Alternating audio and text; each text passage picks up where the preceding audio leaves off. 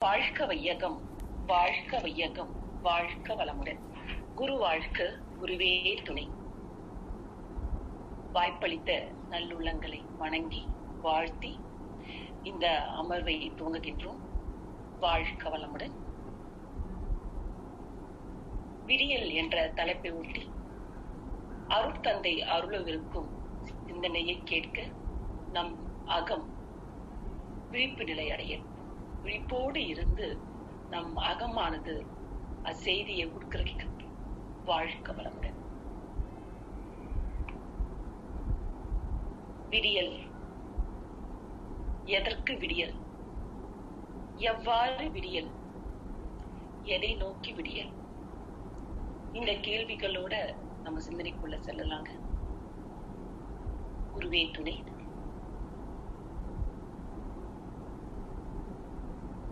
நம்முடைய ஆத்மா எந்நேரமும் ஒரு விடியலுக்காக காத்து கொண்டேதான் இருக்கின்றது. புற விடியல் அல்ல, அக விடியலுக்காக. எடுத்தேன் பல பிறவி, பிறருக்கு உழைத்தே ஏழையானேன். அப்போ ஒரு பெரியவர் சொல்லியிருக்காங்க, ஞானி சொல்லியிருக்காரு, அந்த பிறவி எதற்காக எடுக்கப்பட்டது? எதை நோக்கி இந்த பிறவி சென்று கொண்டிருக்கிறது? இந்த பிறவின் முடிவுதான் என்ன? அருட்தந்தை நமக்கு ரொம்ப தெளிவா சொல்லி இருக்காரு. ஐயாவோட ஒரு ஸ்பீச்ல, அதாவது வயதான காலத்துல ஒரு ஸ்பீச்ல ஆல்மோஸ்ட் இறப்பதற்கு, இறைநிலை அடைவதற்கு சில வருடங்கள் முன்னாடி, 1 வருடம் 2 வருடத்துக்கு முன்னாடி ஐயா ஒரு ஸ்பீச் நம்ம கேட்டிருப்போம். யூடியூப் லிங்க்ல இருக்கு. அதுல ஐயா சொல்லியிருப்பாரு, எல்லா ஆன்மீகம் மாதிரியும் இதுவும் ஒரு ஆன்மீகம் தான். இங்கு இறைவனை உணர்வதற்காக அடைவதற்கான நிலை எளிமையாக கொடுக்கப்பட்டது.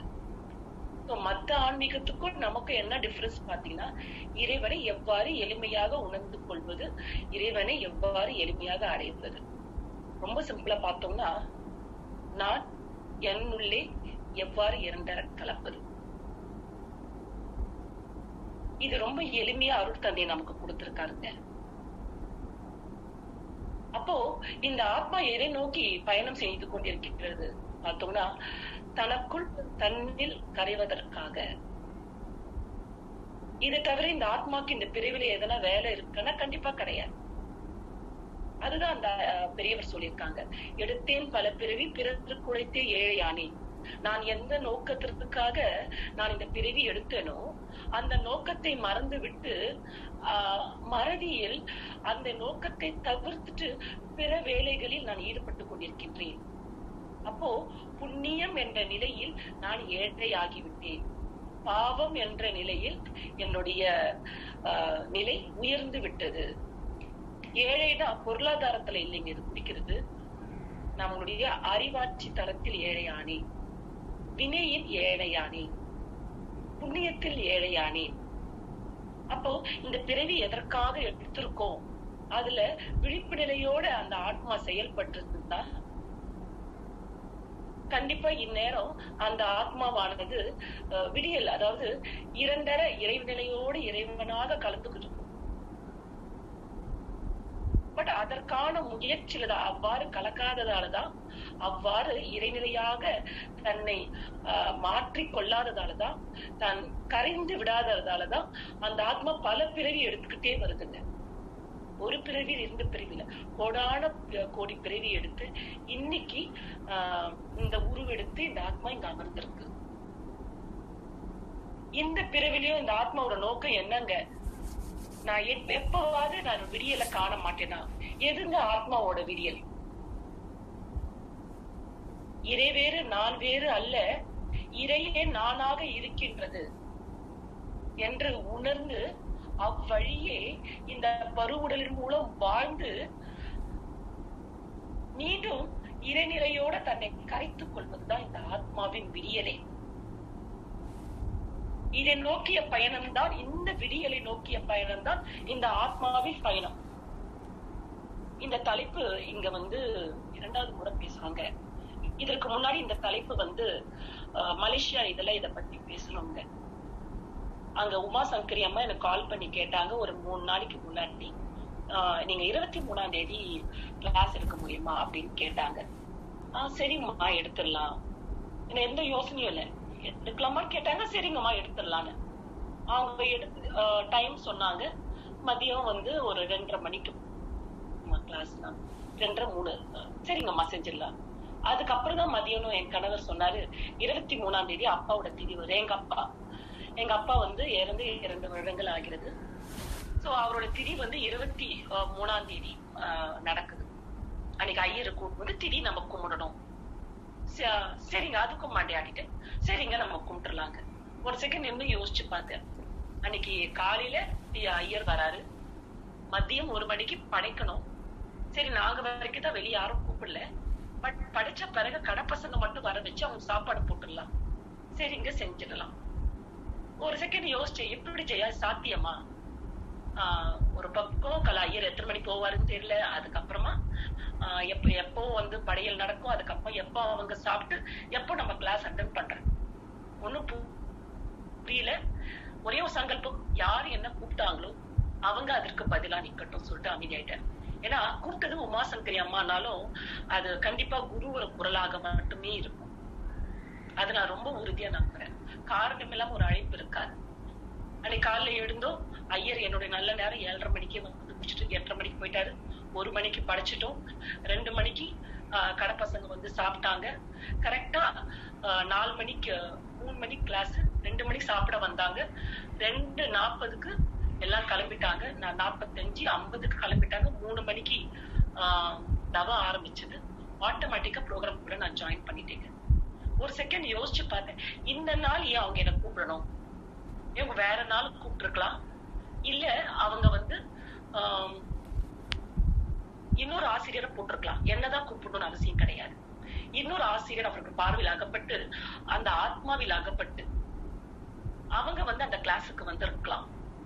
பட் இதெல்லாம் கடந்து, ஏன்னா கொஞ்ச நாள் ஆச்சு, 1 மாசம் ஆச்சு. விருதுநகர்ல பேசி 1 மாசம் ஆகுது. நடுவில் எந்த கிளாஸும் பேசல.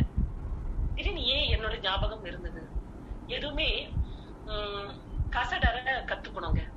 எனக்கு வேதாத்திரத்துல கத்துக்கிட்ட பாடம் கசடர. எந்த ஒரு செய்தியும் சாதாரண செய்தி அல்ல. ஒரு மனிதன் மூலம் மனிதனுக்கு வரும் செய்தி அல்ல. இறைவன் குரு மூலம் நமக்களிக்கும் செய்தி. அது வெறும் ஒரு சொற்றொடரா இருந்தா அது சொற்றொடர் இல்ல, அது தெய்வீக செய்தியா இருந்தா கண்டிப்பா அதுக்கு தெய்வீக செய்தி.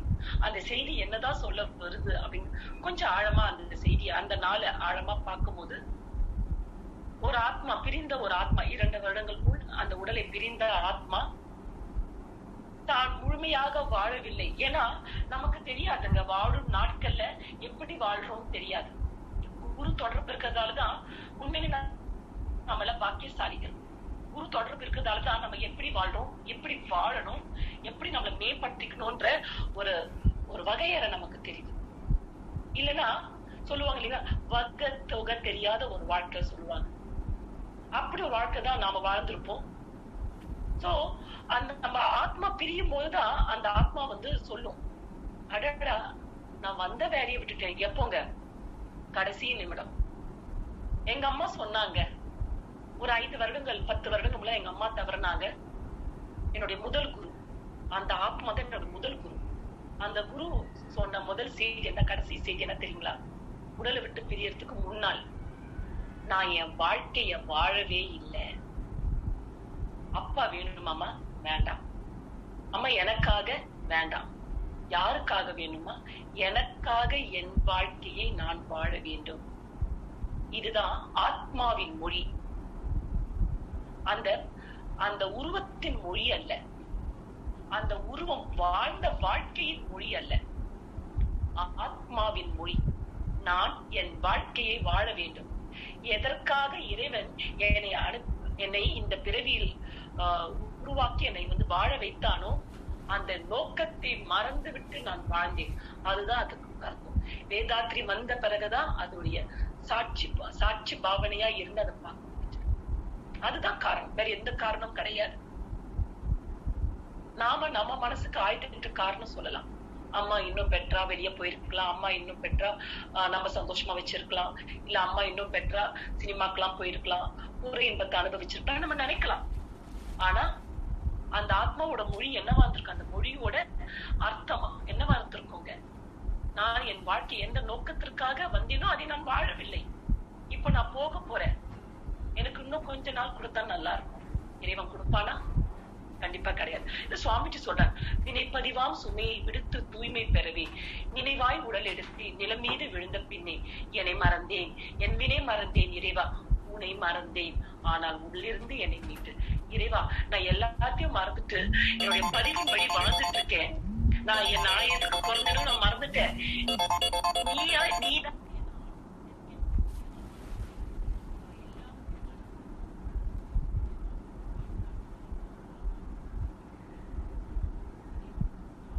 மறந்தாலும் நீ என்னை மறவாதே, என்னை ஸ்ட்ரீம் லைன் பண்ணிடுங்க, நான் கரெக்டா நான் கரெக்டான வழியில போறதுக்கான ஒரு வழிமுறை எனக்கு இறைவா, என்னை வழியை சிறப்பாக அழைத்து சென்று இறைவா அப்படின்னு சுவாமிஜி நமக்கு கொடுத்திருக்காரு. அந்த சில கவிகள் நம்மை கேட்காமலே நம்மை ஆட்கொள்ளும், பல கவிகள் நம்ம கேட்டாலும் உள்ள வராது. கிட்டத்தட்ட சமீபமாக ஒரு கவி 10 வருஷமா படிச்சேங்க, மண்டையிலே ஏறல, போன வாரம் தான் மண்டையில ஏறிச்சு, அப்பதான் மனப்படம் பண்ண. அப்போ அதுக்கு அடுத்து வர சூழலா அதற்கான சூழலா இருக்கு. அப்போ 10 வருடமாக ஒரு கவிதை இந்த ஆத்மா தூய்மை அடையட்டும், அதற்கேற்ற தூய்மை இந்த ஆத்மாவில் வந்தால் மட்டுமே நான் உள் வருவேன் என்று எனக்காக என் கருமையத்தில் நடக்க இருக்கும் மேன்மைக்காக அது காத்து கொண்டிருக்கின்றது. அந்த 10 வருடத்துல அந்த கவி என்ன ஆச்சுங்க, அழகா நானே யோசிச்சேன், 10 வருஷமா இந்த கவி கோசம் நம்ம கஷ்டப்பட்டோம், அது உச்சரிக்க முடியாம கஷ்டப்பட்டோம், இவ்வளவு ஈஸியா உள்ள போயிடுச்சு இல்லைங்களா? அப்போ எப்பவுமே ஒவ்வொரு அணுவும், பிரபஞ்சத்துல இருக்க ஒவ்வொரு அணுவும் ஒரு தன் விடியலுக்காக, தன் முக்திக்காக, தன் நிலைக்காக, தன் முழுமைக்காக காத்து கொண்டே இருக்கின்றது. அதுதான் ஞானிகள் சொல்றது, காத்து கொண்டிரு, அவசரப்படாதே, காத்து கொண்டிரு இல்லைங்களா? அப்போ நம்ம ஆத்மா யாருக்காக காத்துட்டு இருக்குங்க, எதற்காக காத்துட்டு இருக்குங்க? பல பிறவிகள் கடந்து வந்துட்டோம், அட்லீஸ்ட் இந்த பிறவியாவது முக்தியை நோக்கி. இறைவனும் நானும் பிரிஞ்சிருக்கோம், துவைதம். இறைவன் எங்கேயோ இருக்காங்க, நான் எங்கேயோ இருக்கேன், வெளியே இருக்க இறைவனை வணங்குறேன். துவைதம், அத்வைதம். இறைவன் வேறு நான் வேறு கிடையாது, இறைவனே நானாக இருக்கின்றான். இறைவனே நானாக இருக்கும் சத்தியத்தை நான் உணர்ந்தபடி வாழ்ந்து அவனில் லயமாக்க வேண்டும். இதுவே ஆத்மாவின் விடியல். இந்த விடியல் கிட்டாமல் எந்த ஆத்மாவும் முழுமை அடையாது. பிறவி தொடர் எடுக்கலாம், தப்பில்லை, ஆனா எத்தனை பிறவிகள் எடுக்க போறோங்க? இந்த பிரிவில குரு நமக்கு கிடைச்சிருக்காருங்க. அப்போ இந்த பிறவில குரு நமக்கு எளிமையான வழிமுறைகளை நமக்கு கொடுத்திருக்காரு. அப்ப அந்த வழிமுறைகளை பின்பற்றி அவ்வழியே வாழ்ந்து அந்த விடியலை நாம் காண வேண்டும். அகம் மகிழ, அகம் லயமாக அந்த விடியலை நாம் தரிசிக்க வேண்டும். வள்ளலார், ராமலிங்க வள்ளலார் சொல்லியிருக்காருங்க, இன்று வருமோ நாளை வருமோ, நாளைக்கே வருமோ அல்லது மற்றென்று வருமோ அறியேன் என் கோவே, துன்று மலர் வெண் மாயை அற்று வெளிக்குள் வெளிக்கடந்து சும்மா இருக்கும் சுகம், வெளிக்குள் வெளிக்கடந்து சும்மா இருக்கும் சுகம், இருநிலையோட ஒன்றி புறத்திலிருந்து தன்னை விடுவித்துக் கொண்டு அகத்தின் உள்ளே சென்று அந்த அகமாக, அகத்தின் மூலமாக என்று நான் கரைய போகின்றேன், அந்த நாள் என்று வரப்போகின்றது என்று வெளியோடு வெளியாக, காரிருளோடு காரிருளாக என்று நான் கரைய போகின்றேன். ஞானிகள் அந்த நாளுக்காகத்தான் ஏங்குறாங்க. நம்ம ஆத்மாவும் அவங்க ஓப்பனா ஏங்குறாங்க. நம்ம ஆத்மா யாருக்கும் நம்ம வெளிப்படுத்தி இந்த உடல் வழியே வெளிப்படுத்தாம அகத்திலே நாளொரு மேனியும் பொழுதொரு வண்ணமுமாக அந்த நாளுக்காக ஏங்கிக் கொண்டிருக்கின்றது. சென்னையில ஒரு பேராசிரியர் இருந்தாருங்க, ராகவன் ஐயா, பேராசிரியர் ராகவன் ஐயா, இன்னைக்கு அவர் இறையிலையோட கலந்துட்டாரு. அவர் நாங்க எம்ஏ செகண்ட் இயர் படிக்கும் போது கிளாஸ் எடுக்கும் போது சொல்லுவாரு, நமக்கு போர் அடிக்குது இல்லைங்களா, அந்த போர் அடிக்குதுன்னா என்னன்னு பார்த்தோம்னா நம்ம ஆத்மா தவம் பண்ண அழைக்குதுங்களாம். நம்ம என்ன பண்றது, நல்லா பாத்தீங்கன்னா போர் அடிக்குது, அந்த வார்த்தை என்னங்க, என்ன பண்றது தெரியல, புறத்தே என்ன செய்வது தெரியல, அப்ப புறத்தே எந்த வேலையும் இல்ல, அப்ப அடுத்தது என்னங்க, அகத்தே தான் செல்லணும். புறத்துல எந்த வேலையும் இல்ல, எனக்கு போர் அடிக்குது, என்ன பண்றது தெரியல, அந்த சமயம் எதுங்க, அகத்தே நம்ம டைவ் இன் டிவைன், அகத்தே பயணம் பண்ணணும். அகமானது தன் மூல நிலை உணர்வதற்காக, தன் மூல நிலையில் கரைவதற்காக தன்னை மேம்படுத்திக் கொள்ள வேண்டும். ஏன்னா இந்த அகமானது இந்த ஒரு நாள், இந்த வருடம் 30 வருடம் 40 வருடம் எடுத்த பிறவி இல்லை, இது பல கோடிகள் கடந்து இந்த பிறவி எடுத்திருக்கு. இந்த ஒரு வயசுல இருந்து 40 வயசுக்குள்ள 50 வயசுக்குள்ள நம்மளே டயர்ட் ஆயிரும். ஒத்தையில என்னப்பா இது ரொம்ப டயர்டா இருக்கு லைஃப்னா எனக்கு, இது பல பிறவிகளா தொடர்ந்து வந்திருக்கு. அப்ப அதுக்குள்ள எவ்வளவு சோர்வு இருக்குங்க. அந்த சோர்வை நீக்கிறதுக்காக தான் நமக்கு போர் அடிக்குதுன்ற அந்த நிலை வருதுங்க. அத நம்ம ஐடென்டிஃபை பண்ணி நமக்குள்ளாக நாம் சென்று தவம் இயற்ற வேண்டும். எதற்காக தவம் இயற்ற வேண்டும்? நாம் பழிச்சுமை பதிவுகளை நாம் கழித்துக் கொள்ள வேண்டும். ஒவ்வொன்றாக அறிந்து பழிச்சுமை பதிவுகளை நாம் கழித்துக் கொண்டால்தான் இந்த உடலை, இந்த ஆத்மா விடும் தருணம் வரும்போது அந்த ஆத்மாவானது ஏங்காமல் தவிக்காமல் பிரம்மாண்டமாக ஆனந்தமாக உற்சாகத்தோடு, நம்ம தலைவர் ஐயா சொல்லுவாரு, எஸ்கேஎம் ஐயா, உற்சாகத்தோடு இன்முகத்தோடுன்னு சொல்லுவாரு. ஆமாங்க, ஞானிகளுடைய இறுதி நாட்கள் எப்படி இருக்கும்னா காமா இருக்கும் இல்லைங்களா, அவங்க ஃபேஸ்ல ஒரு காம்னஸ் இருக்கும்.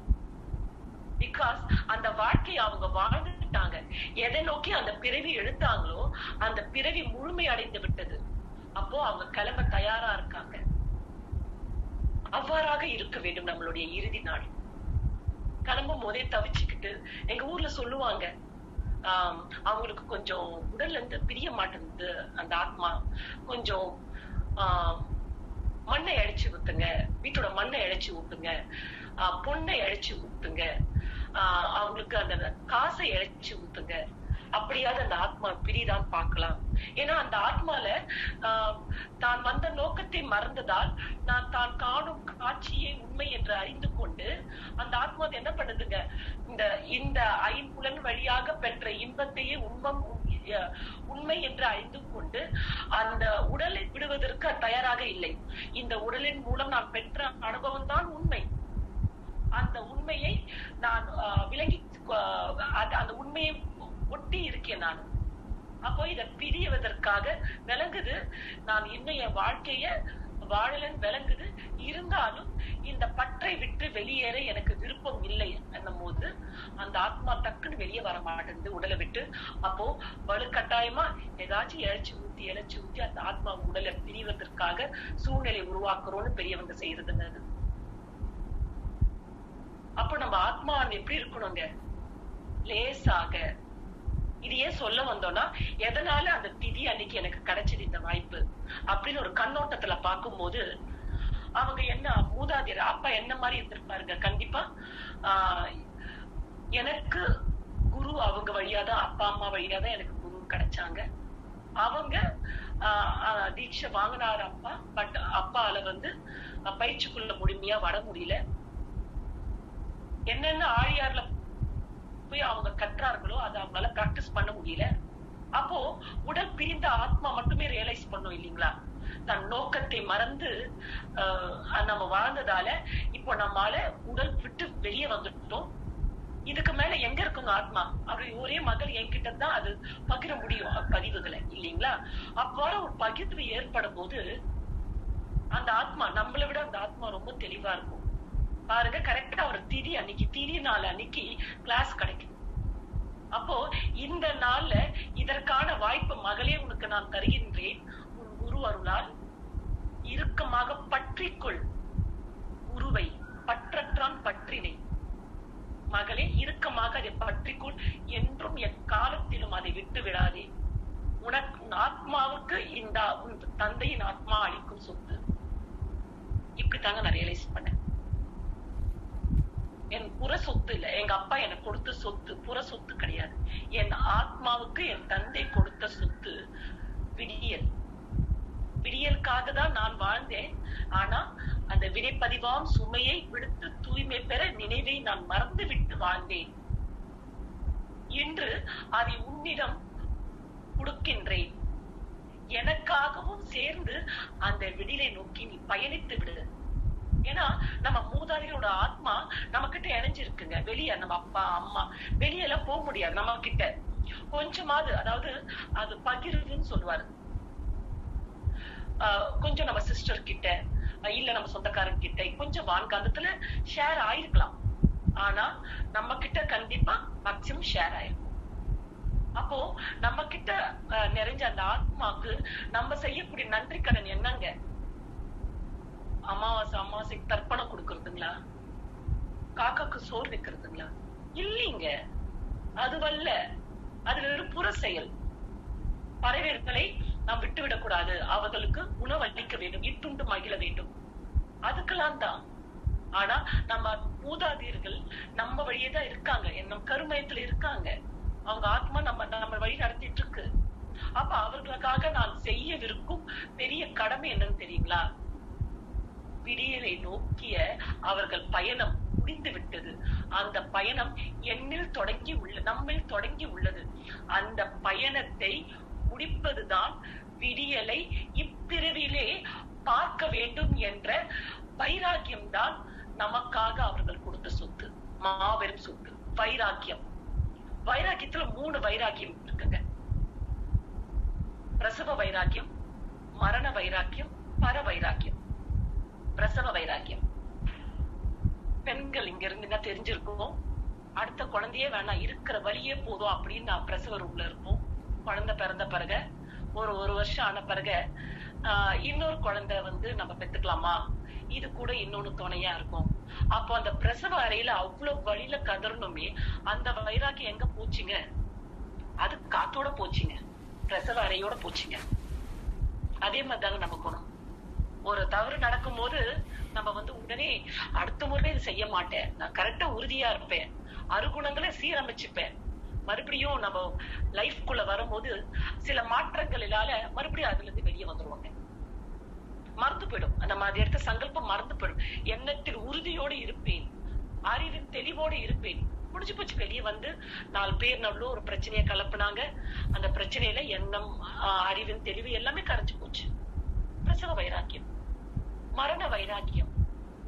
ஒருத்தர் மரணிக்கும் போது அவங்க இப்படி எல்லாம் வாழ்ந்தாங்க, அவங்க நிலைமை எப்படி இருந்தது பாரு, எப்படி ஒரு மரணம் வந்திருக்கு பாரு அப்படின்லாம் நம்ம சொல்லுவோம்.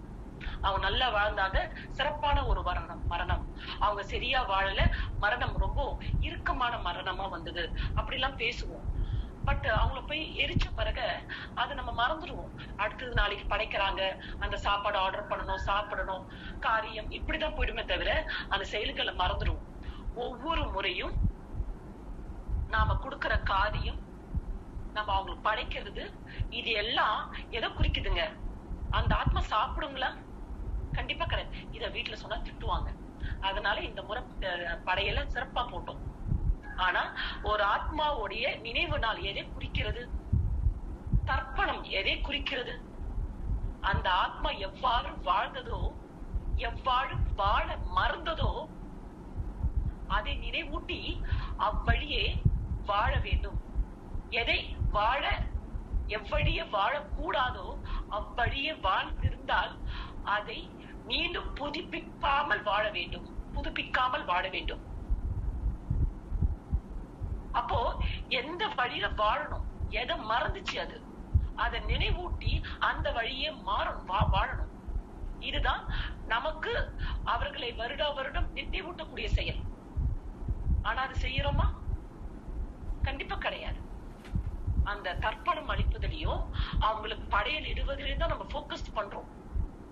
அவங்க என்ன குணநலங்களோட வாழ்ந்தாங்க. இந்த முறை கேட்டாங்க, உங்க தாத்தா பேர் என்ன, உங்க கொள்ளு தாத்தா பேர் என்ன, எள்ளு தாத்தா பேர் என்ன, எனக்கு தெரியலீங்க. இன்ஃபேக்ட் எங்க தாத்தா எப்படி இறந்தாருன்னு எனக்கு தெரியாது. அப்போ என் தாத்தாவுடைய வாழ்க்கை முறையே எனக்கு தெரியாது. அப்போ நான் எவ்வாறு அறிந்து கொள்வது அவர் எப்படி வாழ்ந்தார், நான் எப்படி வாழ வேண்டும் என்று? இல்லைங்களா? அப்போ ஒவ்வொரு முறையும் பெற்றவர்கள் அவங்களுடைய பசங்களுக்கு நம்ம என்ன சொல்லி கொடுக்கணும்? தாத்தா எப்படி வாழ்ந்தாரு, அப்பா எப்படி வாழ்ந்தாரு, கொள்ளு தாத்தா எப்படி வாழ்ந்தாரு, எதெல்லாம் தப்பு செஞ்சாங்க, எதெல்லாம் உயர்வா செஞ்சாங்க, இது ரெண்டுமே சொல்லி கொடுக்கணும். உயர்வு மட்டும் கிடையாது, அவங்க செய்த அவங்க பக்கத்துக்கு நெகட்டிவ் கூட சொல்லி கொடுக்கணும். அப்போ அவங்க ஒவ்வொரு வருடமும் அவங்க தர்ப்பணம் கொடுக்கும் போது, திதி கொடுக்கும் போது அவங்களுக்கு அந்த ஞாபகம் வரணும். இதெல்லாம் அவங்க செய்யக்கூடாது, செஞ்சாங்க, அதை நம்ம கண்டிப்பா செய்யக்கூடாது. இதெல்லாம் உயர்ந்து செஞ்சாங்க, அதை மேலும் பல மடங்கு உயர நம்ம செய்யணும் அப்படின்ற ஒரு அறிமுகம் கிடைக்கும். அப்போ இதுதாங்க அந்த தர்ப்பணம் எல்லாம், இதுதாங்க திதி நாட்கள் எல்லாம், வேற ஒன்றும் கிடையாது.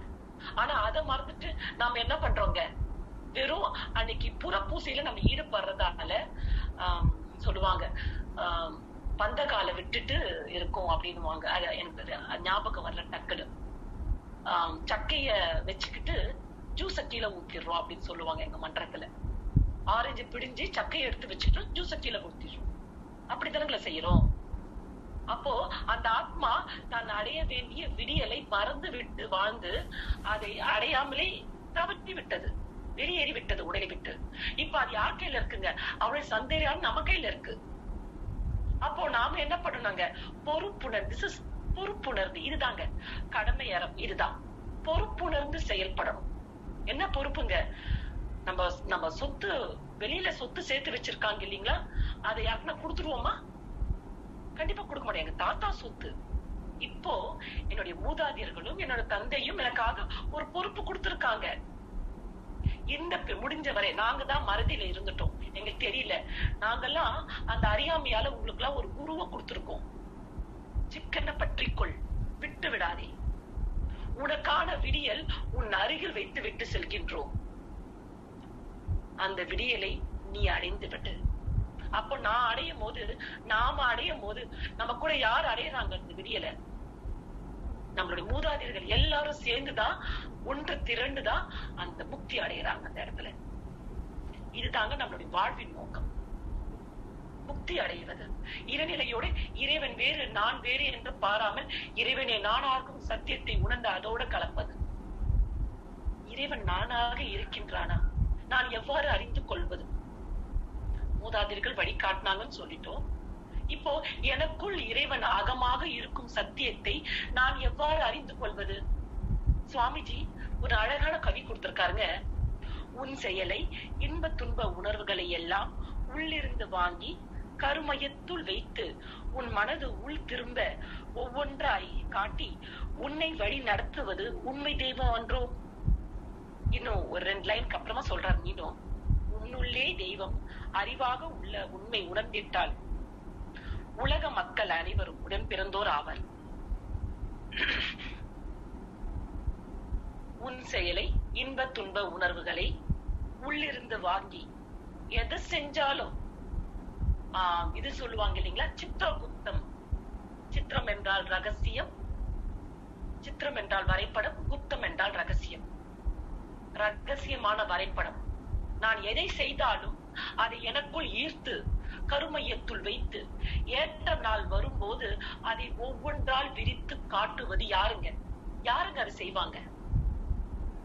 இப்ப தியேட்டருக்கு போறோம், ப்ரொஜெக்டர் மூலமா ஒருத்தர் ப்ரொஜெக்ட் பண்ணுவாங்க, அப்புறம் சினிமா முடிச்ச பிறகு ஆஃப் பண்றாங்க, அந்த ரேஸ் அந்த அலை உள்ள போயிடுது இல்லைங்களா, நின்றுடுது. அப்ப நமக்குள்ள யார் அந்த அலைய அந்த உள்ள உட்கிரகிக்கிறதும் ஏற்ற நாள் வரும்போது விரிச்சு காட்டுறதும் யாரால செய்ய முடியுங்க? அது உண்மை தெய்வத்தால தானே அந்த வேலை செய்ய முடியும். என்னோட சித்திரகுப்தமாக இருந்து என்னை வழி நடத்துவது, நாளொரு மேனியும் பொழுது ஒரு வண்ணமாக இமை கண்ணை காப்பது போல் என்றும் மறவாமல் விழிப்பு நிலையோடு இருந்து என்னை காத்து கொண்டிருப்பது உண்மை தெய்வம் அன்றோ? அந்த தெய்வம் தன்னுள் தன்னை அரவணைத்துக் கொள்ள நாளொரு மேனியும் பொழுதொரு வண்ணமாக என்னை காத்து கொண்டிருக்கிறது. என்னுள் இருக்கும் துன்ப பதிவுகளை, களங்கங்களை வெளியேற்றுகிறது. ஏன் அந்த தெய்வம் சந்தோஷத்துக்கு மட்டும் வெளியேற்றினா போதாதா? எவ்வளவோ நல்ல பதிவுங்க உள்ள இருக்கு. சந்தோஷத்தை மட்டும் வெளியேற்றினா போதாதா? ஏன் துன்பத்தை மட்டும் வெளியேற்றுது? அந்த துன்பங்கிறது தான் கழிக்கப்பட வேண்டியவை, கழிக்கப்பட வேண்டியவை, திருத்தப்பட வேண்டியவை, சீரமைக்கப்பட வேண்டியவை. அப்போ எது மூலமா இந்த கருமைய மேன்மை அடையணுமோ அந்த கலங்கங்களை வெளியே அனுப்பி தூய்மை செய்து, தக்க தருணம் அமைத்து அதை தூய்மை செய்து மீண்டும் தன்னை தன்னை இருக்க பற்றி கொள்கிறது. தன்னில் இருக பற்றி கொள்ள முடியாததாலதான் உள்ள எதுல எந்தெந்த கலங்கங்கள்லாம் அது தடையா இருக்கும் அந்த கலங்கங்களை நிவர்த்தி செய்வதற்கு, தூய்மை செய்வதற்காக ஒவ்வொன்னா வெளியே அமைச்சிட்டு இருக்குங்க. ஆனா நாம அத மறந்துட்டு இறைவனுடைய திருக்கூத்துதான் அது அப்படின்றத மறந்துட்டு நம்ம என்ன பண்றோங்க, மீண்டும் மீண்டும் அந்த பழைய வழி, வினை வழியே வாழ்ந்து கொண்டிருக்கின்றோம். சுவாமி சொல்றாரு, பின் அந்த பழைய வினைவதையே வாழ்ந்தால் வருத்துவதும் அன்றி பலம் ஏது வாழ்வில் கேட்கிறாரு. மறுபடியும் அது திருத்தாம நம்ம மீண்டும் பழைய வினை வழியே வாழ்ந்துட்டு இருக்கோம். எந்த தவறு என்னுடைய பிறவியில நடந்தது, நான் எவ்வாறு திருத்திக் கொள்ள வேண்டும்? எனக்கு நிறைய கோபம் வருது, என்னுடைய மூதாதிருக்கு நிறைய கோபம் வரும். அப்போ கோபத்தால் அவர்கள் பெற்ற நன்மை என்ன, தீமை என்ன, அவர்கள் வாழ்க்கை எவ்வாறு அமைந்தது, இப்பிறவி கோபத்தால் நான் பெற்ற நன்மை தீமை என்ன? அப்பொழுது கோபம் எனக்கு தேவையா? தேவையில்லை. அப்போது நான் என்று அந்த கோபத்தை திருத்திக் கொள்கின்றனோ அந்த பொறுமையாக என்னுடைய கருமையில் ரெஜிஸ்டர் ஆகுது. அப்போ ஒரு கொஞ்சம் உள்ள நகர்ந்து போது இறைவன் நோக்கி என் கருமையில் செல்கின்றது. இவ்வாறாக கொஞ்சம் கொஞ்சமாக தன்னை தானே, இந்த கல்கின்ற படம் வந்துச்சுங்க நான் காலேஜ் படிக்கும் போது, ரொம்ப அழகான வார்த்தை அதுல வரும். தன்னை தானே செதுக்கி கொள்ளும் பிறவியே நீ கல்கி அப்படின்னு சொல்லுவாங்க. உண்மைதாங்க. இறைவன் தன் தரிசனத்தை தான் காண்பதற்காக தன்னை தானே வடிவமைத்துக் கொண்டு மீண்டும் தன்னை தானே அந்த வடிவமைத்தல் என்ற ப்ராசஸின் மூலம் வந்த கலங்கங்களை நிவர்த்தி செய்வதற்காக தன்னை தானே செதுக்கிக் கொள்கின்றான். எவல்யூஷன் ஆஃப் யூனிவர்ஸ் உருவாகி அந்த உருவில் வரும் அந்த தடைகளை மீண்டும் செதுக்கிக் கொண்டு, கலங்கங்களை மீண்டும் செதுக்கிக் கொண்டு தன்னில் தான் லயமாகின்றான்.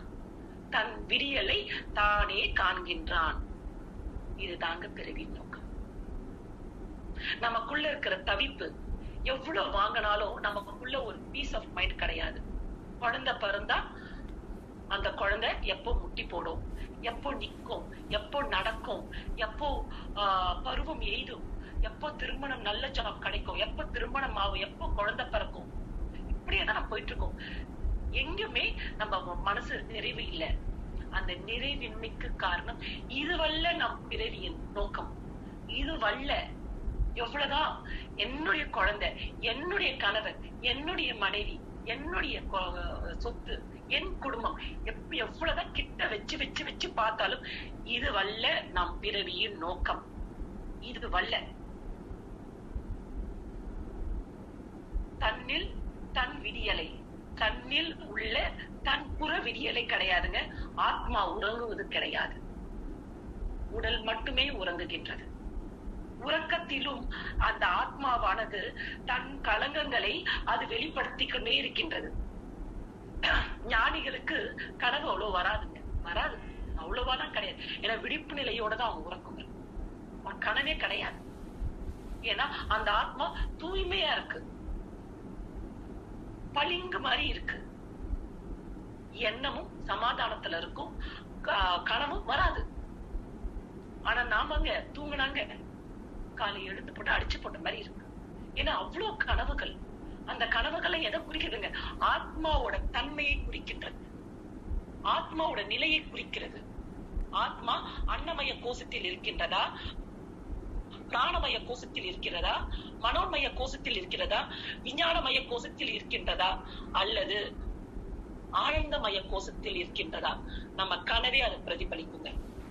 நிறைய பேர் டிஃபைன் பண்ணுவாங்க, இப்படி கனவு வந்தா இதுக்கு காரணம், இவ்வாறு கனவு வந்தா இதுக்கு ரீசன் இப்படிதான் இருக்கும்னு சொல்லுவாங்க. அப்படிலாம் கிடையாதுங்க.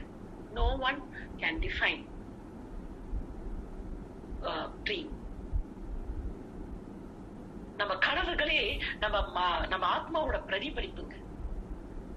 வேகமா இருக்கும். நான் பல சமயம் சொல்லுவேன், சில ஆரம்பத்துல நிறைய கனவு வரும்.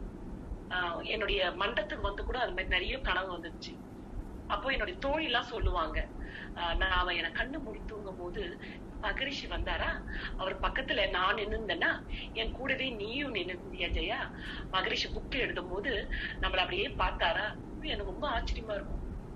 மகரிஷி அவ்வளவு பொறுமையா பாக்குறத நீ பாத்தியா போனா அப்படின்னு கேட்பேன். அப்ப நானு வந்து யோசிப்பேன், நம்ம கனவுல மகரிஷி வந்தாலும் நம்ம பார்த்திருக்க மாட்டோம். வந்திருப்பாரு, ஆனா பார்த்திருக்க மாட்டோம். ஏன்னா நம்ம மனசு எப்பவுமே பீட்டாலேயே இருக்கு. ஆல்பால மட்டத்துக்கு போய் கொஞ்ச நேரம் உட்காருது, மீண்டும் வீட்டுக்கு வந்தோம்னா பீட்டால இருக்கு. அவங்க கனவு கண்டவங்க மனசு முடிஞ்ச அளவுக்கு, எனக்கு தெரிஞ்ச அளவுக்கு ஆல்பால இருக்கும் இல்லைங்களா. அப்போ அவங்க வந்து அந்த ஆல்பால மனசு அமைதி அடையும் போது அந்த கனவானது தெளிந்த நீரோடையாக செல்கின்றது. அப்போ அந்த நீரோடையில் மகரிஷி உருவம் தெளிவாக தெரிகிறது அவங்களுக்கு.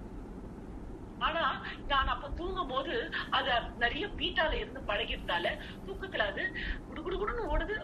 அது எதுக்கு ஓடுதுன்னே தெரியாது. விடிஞ்சா என்ன கனவு வந்துச்சு தெரியல, ஆனா கனவு வந்துச்சா வேகமா இருந்தது கனவு. அந்த வேகம் எதை குறிச்சுதுன்னா என்னுடைய மனநிலையை குறிச்சுது.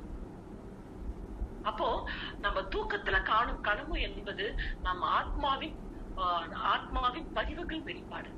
அந்த பதிவு எந்த தரத்துடன் இருக்கிறது, அது அந்த பதிவுகள் பீட்டால இருக்கா, ஆல்பால இருக்கா, தீட்டால இருக்கா, டெல்டால இருக்கா, இதுதான் அந்த இடத்துல. அப்போ அந்த ஆல்பா அந்த பதிவுகள் பீட்டால இருந்ததுன்னா அன்னமய கோஷம் மனமய கோஷம் தான் அதுல வரும் இல்லைங்களா. அன்னமய கோஷம் மனமய கோஷத்தை சார்ந்த பதிவுகள் தான் இருக்கும். அந்த பதிவுகள் ஆல்பால இருந்தா பிராணமய கோஷம், கொஞ்சம் மனமய கோஷம், மீறி பிராணமய கோஷத்துக்கான பதிவுகள் வரும். அந்த கனவுகள் வரும், கொஞ்சம் ஸ்பீடு கம்மி ஆகும். நம்ம ஆத்மாக்குள்ள பதிவுகள் தீட்டா டெல்டா சார்ந்த பதிவுகளா இருந்தா விஞ்ஞானமய கோஷம், ஆனந்தமய கோஷ பதிவுகளா அங்க வரும். அப்போ நம்ம கனவை வச்சே சொல்லலாம் நம்மளுடைய ஆத்மாவோட தன்மை என்னவாக இருக்கின்றது, எதை நோக்கி நம்ம ஆத்மா தவித்துக் கொண்டிருக்கின்றது. அதுதான் ஞானிகள் விழிப்பு நிலையோட அந்த உறக்கம். ஏன்னா அவங்களுக்கு கனவு வராது. ஏன்னா அந்த ஆத்மா தூய்மை அடைந்து விட்டது, அது ஆனந்தமய கோஷத்தை அடைந்து விட்டது. ஆனந்தமய கோஷத்தை அடைந்து விட்ட ஆத்மாக்கு உறக்கம் எழுது.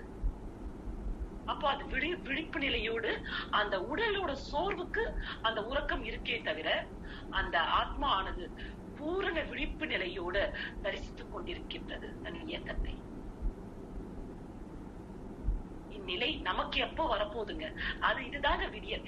இதை விட ஒரு பேரானந்தம். விடியல் என்பது என்னதுங்க? பேரானந்த களிப்பு. பேரானந்த களிப்பு சொல்லுவாங்க இல்லைங்களா, கொலோக்கியலா தப்பா எடுத்துக்காதீங்க, பல்பெரிதுவாங்க இல்லைங்களா. சந்தோஷமா இருந்தா பாரு முகத்துல 1000 வாய்ஸ் பல்ப் எரியுது, அவ்வளவு சந்தோஷமா இருக்கா.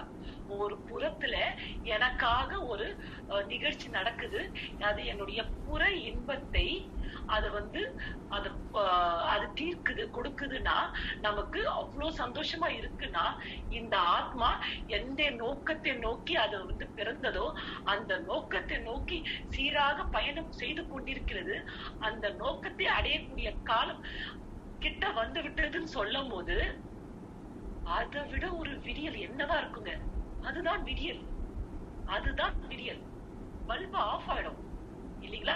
அப்போ தற்கால இன்பம் என்னைக்கு வேணாலும் இந்த புற இன்பம் தற்காலிகமானது, என்னைக்கு வேணாலும் அது துன்பமாக மாறலாம் இல்லைங்களா. அதனால சொல்றாங்க ஆசை அருமீன், ஆசை அருமீன்றார். எல்லா இன்பத்துக்கும் ஒரு ஒரு அளவு முறை இருக்கு. எந்த நேரத்திலையும் ஒரு துன்பம் இன்பமான துன்பமாக மாறலாம், எந்த சூழ்நிலையிலையும் ஒரு துன்பமானது இன்பமாக மாறலாம். ஆனா மாறாதது எது பாத்தீங்கன்னா பேரின்ப களிப்பு, பேரானந்த நிலை. இறைவன் வேறு நான் வேறு அல்ல, இறைவனே நானாக இருக்கின்றான். இறைதான் என்னை அறிவாக ஆட்சி செய்து கொண்டிருக்கின்றான். அறிவாக என்னுள்ளே அமர்ந்து இயங்கிக் கொண்டே அகண்ட பேரணத்தில் அடங்கி உள்ளவற்றை பொருள் ஐந்தின் புலன் ஐந்தின் பதிவுகளை தாண்டி புரிந்து கொள்ளும் நுட்பம் என கழித்திட்டாய்.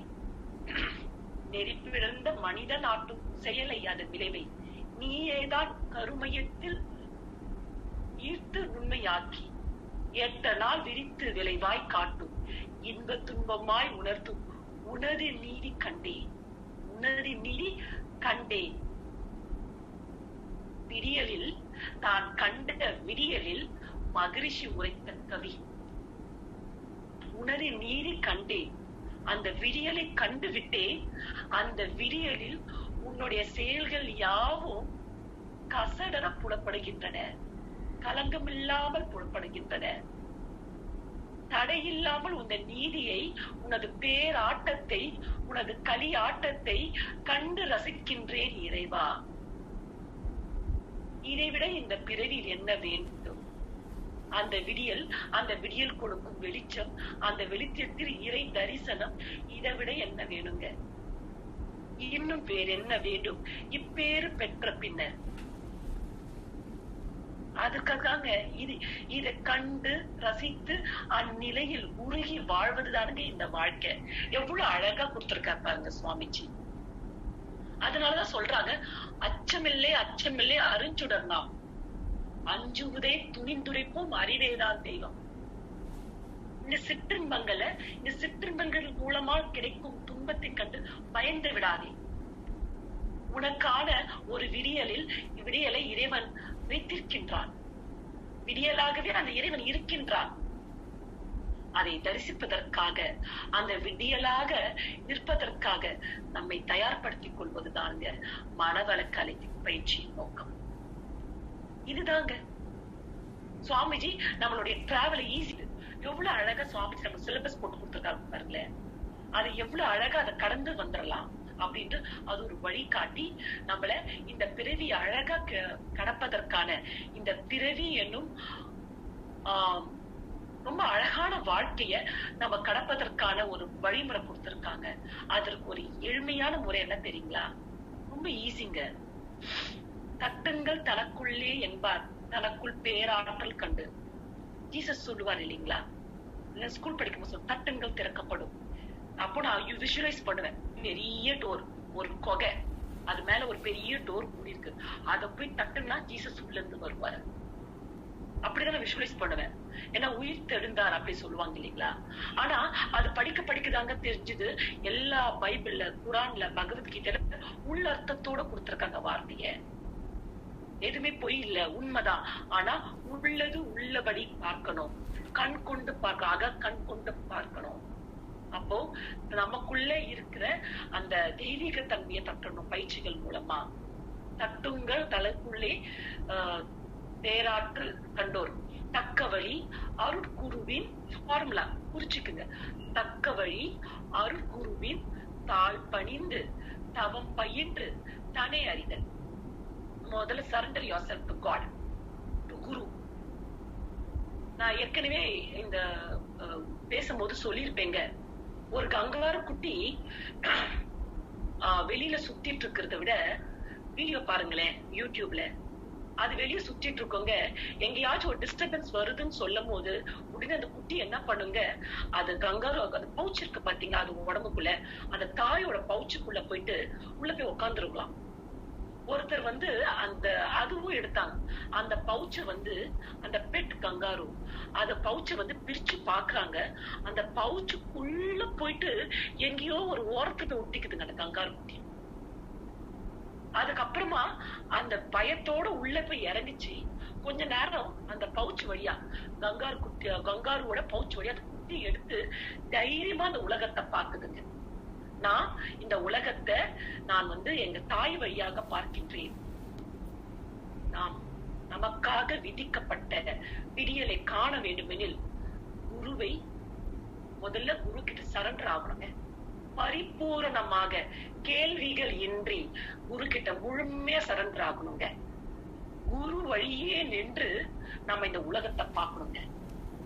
நம்ம புறப்பார்வை கலங்கங்களால் ஆனது. அது கலங்கத்தை மட்டும்தான் பார்க்கும். ஆனா நம்ம குருல இரண்டரை கலந்து, குரு அறிவு நம்மோட இரண்டரை கலந்து அதன் வழியே இந்த உலகத்தை பார்க்கும்போது நம்ம சுத்தி இருக்கிற தெய்வீகத்தை பார்ப்போங்க. லட்சங்கள் தெய்வமயம், காணும் உயிர் வகையா அனைத்தும் தெய்வமயம். அச்சரங்கள் கொண்டு எழுத முடியாத இந்த ஆனந்த அனுபவத்தை மௌனம் அன்றோ, அந்த மௌனமே விடியல் அன்றோ. இந்த சிந்தனையோடு அந்த விடியலை காண இந்த க்ஷணம் உணர்ந்து பொறுப்புணர்ந்து செயல்பட்டு நாம் அந்த விடியலை நோக்கி நம்முடைய பயணத்தை மேலும் லகுவாக்கி கொண்டு நாம் பயணிப்போம். குரு அருளிய உலக சமாதானம் என்ற நிலையில் நாம் வித்தாக அமைந்து அடைவோம். வாழ்க வளமுடன், வாழ்க வளமுடன், வாழ்க.